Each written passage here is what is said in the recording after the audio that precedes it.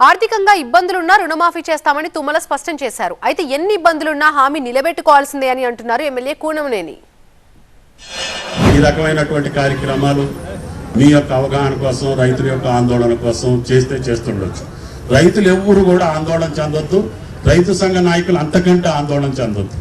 ఈ యాప్ ద్వారా అందరూ 18,000 కోట్లు వాళ్ళ ఖాతాలోకి వెళ్ళాక ముందే 2 లక్షల పైన ఉన్నటువంటి వాటికి ఎప్పుడు ఇస్తాం, ఎట్లా ఇవ్వగలుగుతాం అనేది నిధుల సమీకరణ బట్టి కేబినెట్ నిర్ణయిస్తుంది.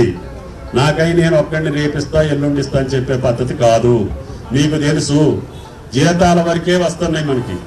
అయినా సరే కష్టాల్లో ఉన్న రైతుని మాట అన్నాం కాబట్టి ఎట్టి పరిస్థితుల్లో 31,000 కోట్లు వాళ్ళ ఖాతాలు వేయాలని చెప్పి నిన్నగాక మొన్న కూడా ముఖ్యమంత్రితో సమావేశం జరిగింది. నిన్న ఇవాళ సెలవులు వచ్చినాయి.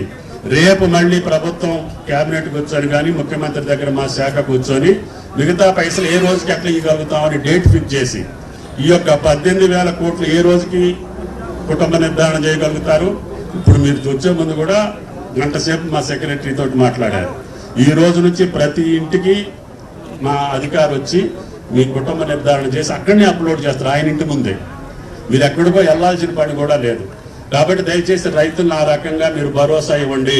మీ మాట నిలిపే బాధ్యత నాది. గవర్నమెంట్కి ఇబ్బందులు ఉన్నాయి, నో డౌట్. ఎందుకంటే ఇబ్బందులు ఉందని చెప్పు ధైర్యంగా.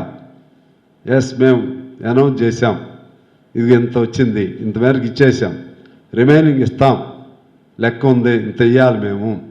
దానికి రేషన్ కార్డు లేకపోతే కిసాన్ అనేది సమ్మాన్, అక్కడ లోన్ వచ్చి అక్కడ వాళ్ళ రైతు బంధు లాంటిది అక్కడ అప్లై అయితే ఇయ్యం.